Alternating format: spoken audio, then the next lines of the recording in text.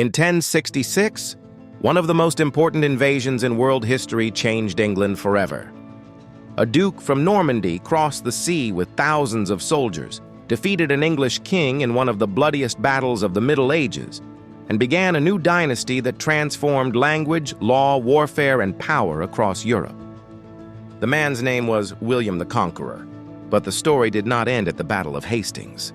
Over the next century, Norman kings fought rebellions, crushed rivals, battled France, and built an empire stretching across the English Channel. And at the center of this struggle stood powerful rulers including Henry III of England and Louis VI of France. Tonight we tell the story of the Norman Conquest and the kings who fought to control England and France. Before 1066, England was ruled by the Anglo-Saxons. The kingdom was wealthy compared to many parts of Europe.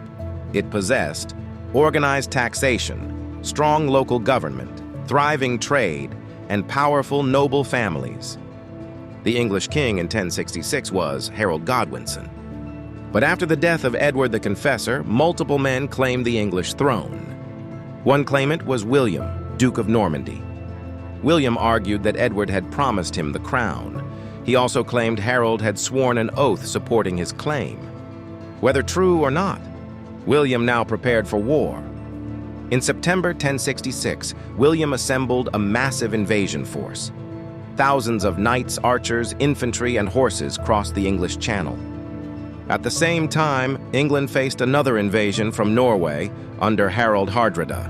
King Harold defeated the Norwegians at the Battle of Stamford Bridge, but immediately afterward, he rushed south to face William. The armies met on October 14, 1066, at the legendary Battle of Hastings. The battle lasted nearly an entire day, unusually long for medieval warfare. The English army relied heavily on a defensive shield wall. The Normans used cavalry, archers, coordinated assaults. At several points, the Norman army nearly broke, but eventually, the English defenses collapsed. King Harold was killed. Legend says he died from an arrow to the eye, though historians still debate the exact details. William's victory changed English history forever. On Christmas Day, 1066, he was crowned King of England. The Norman Conquest transformed England. William redistributed land to Norman nobles. Anglo-Saxon elites lost power. French-speaking rulers now dominated the kingdom. The Normans built castles across England to control the population. Massive stone fortresses appeared, including Tower of London. William also ordered one of medieval Europe's greatest administrative surveys, the Domesday Book. It recorded land ownership, wealth, population, taxes. The conquest reshaped English law, language, architecture, government, and aristocratic culture. Modern English still contains thousands of Norman French words because of this invasion.